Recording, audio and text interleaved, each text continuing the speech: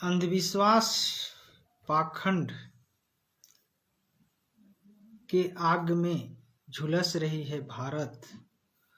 हिंसा विषमतावादियों के प्रभाव में गुजर रही है भारत। मैं सुरेंद्र कुमार कुर्रे, जिला बलरामपुर, रामानुजन, छत्तीसगढ़।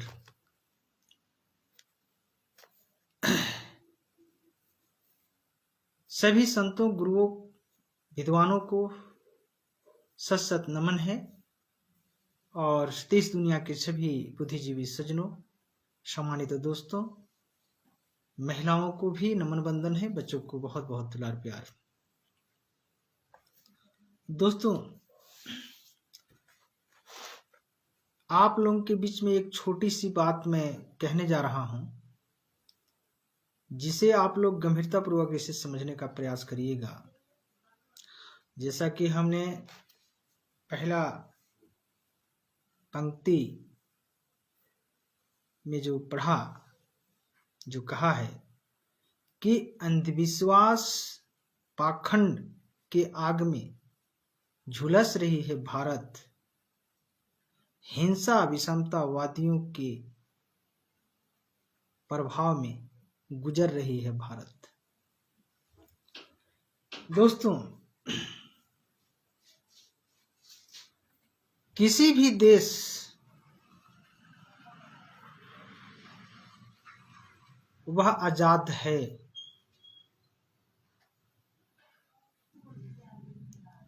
उसके बावजूद भी उस देश के अंदर में कुछ लोग गरीबी से जूझ रही है, अन्याय से तड़प रहे हैं। तो ये समझ लीजिए कि वह देश पूर्ण रूप से आजाद नहीं है। हम इस भारत के विषय पर कह रहा हूं।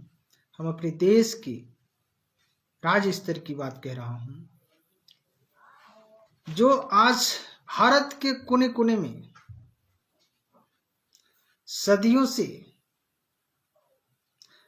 जो इतिहासकारों ने बताया करते हैं कि इस देश के मूल्यवासी समाज को, यानी एसटी एससी ओबीसी समाज को सर्वाधिकार से तो वंचित किया ही गया था, लेकिन इनके साथ प्लस में शारीरिक, मानसिक, आर्थिक, पारिवारिक, सामाजिक रूप से भी शोषण किया जा रहा था।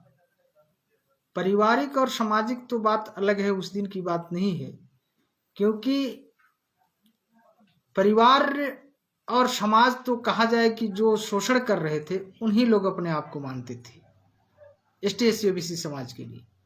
इसलिए मैंने इस बात को कहा है और वह सिलसिला आज बरकरार है।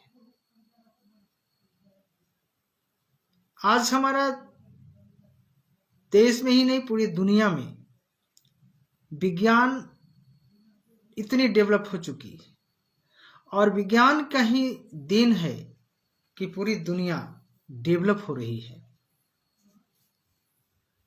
विज्ञान के ही बदौलत आज हम लोग बात कर रहे हैं। विज्ञान के ही बदौलत सारी चीजों को खोज हुई।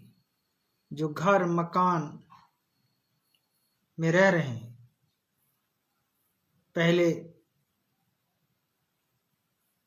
लकड़ी के गाड़ियां चलती थी, बैलगाड़ी, ठेला गाड़ी। उसके बाद जो है इस प्रकार से जो जैसे जैसे विज्ञान प्रगति की, वैसे वैसे आज विज्ञान बहुत आगे बढ़ चुकी। यानी सारे के सारे विज्ञान का ही देन है कि हम सभी देश दुनिया के मानव विज्ञान के ही बदौलत आज हम लोग कहना चाहिए जिंदा है। लेकिन इस भारत देश के कोने कोने में अंधविश्वास पाखंड परोसी जा रही है और इसमें गिने चुने समूह, गिने चुने वर्ग और पूंजीपति सामर्थी लोग, 2 नंबर के धंधे करने वाले लोग आज इस देश में कहा जाए तो सिर्फ इन्हीं लोग आजाद हैं। बाकी इस देश में कुछ परसेंट, नहीं के बराबर कहना चाहिए, नहीं के बराबर कुछ लोगों को छोड़कर आज इस देश में, देश के हर कोने कोने में गरीब इंसान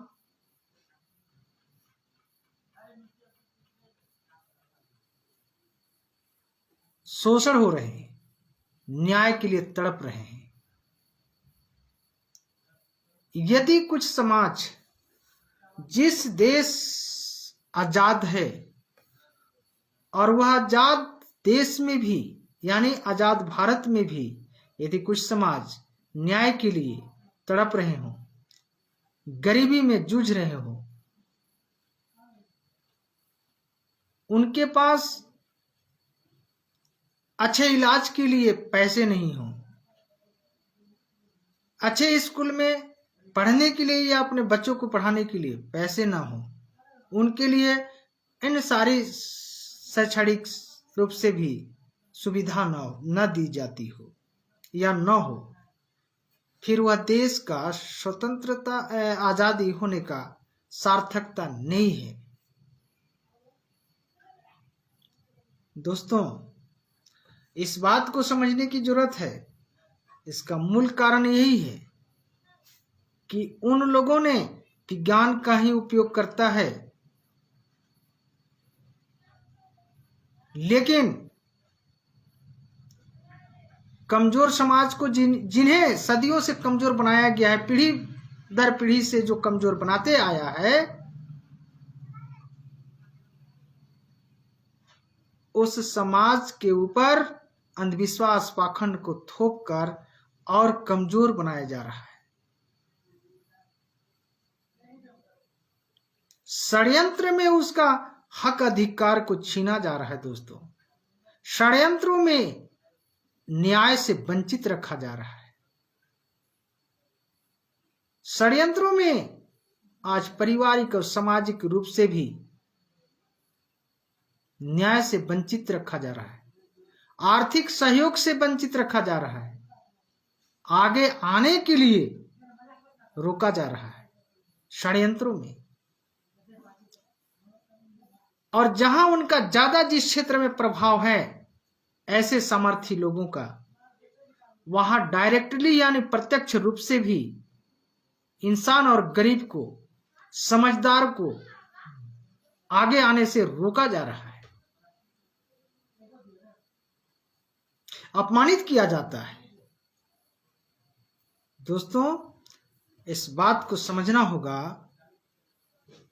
कि यह आजाद भारत में भी हम लोग, कुछ ऐसे समूह हैं, कुछ ऐसे लोग हैं जो आज भी हम लोग आजाद नहीं हैं। इसलिए आजाद नहीं है कि जिस देश में न्याय के लिए तड़पते हो, गरीबी में जूझते हो, अपने प्रतिभा को आगे बढ़ाने के लिए, उसके लिए आवश्यक चीजों से वंचित रखा जाता हो, फिर उसे आजाद कहाँ समझा जाएगा? आजाद कैसे हो सकती है? इसलिए दोस्तों, संपूर्ण भारत की आजादी तभी होगी कि जब संपूर्ण मानव समाज का समानता का अधिकार प्राप्त होगा। इसीलिए संविधान में डॉक्टर भीमराव अंबेडकर साहब ने इस बात को समझते थे, इसीलिए उन्होंने समानता, स्वतंत्रता, बंधुता और न्याय की बात कही है। गौतम बुद्ध जी भी यही बात कहते थे। इसी प्रकार से समय समय पर सभी संत महापुरुषों ने अंधविश्वास, पाखंड, धर्मवाद, जातिवाद को इग्नोर किया है, समझाया है समाज में कि ऐसे चीज जब तक किसी भी देश में रहेगा, सर्वांगीण विकास देश का और समाज का कभी नहीं हो सकता है। इसीलिए उन्होंने कहा है कि जाति तोड़ो समाज जोड़ो, मानव मानव एक समान। इंसान इंसान सब एक हैं, एक होना चाहिए। लेकिन आज ऐसे धर्मवादी ठेकेदारों ने आपस में डिवाइड किया गया है, डिवाइड करके उसमें ऊंच नीच का खाई खोद दी गई है। सबसे नालायकी पंथी यह है कि हम लोग उसे मान रहे हैं, क्योंकि वह हमारी सर्वांगीण विकास, भारत के लिए, देश के लिए भी नुकसानदायक है।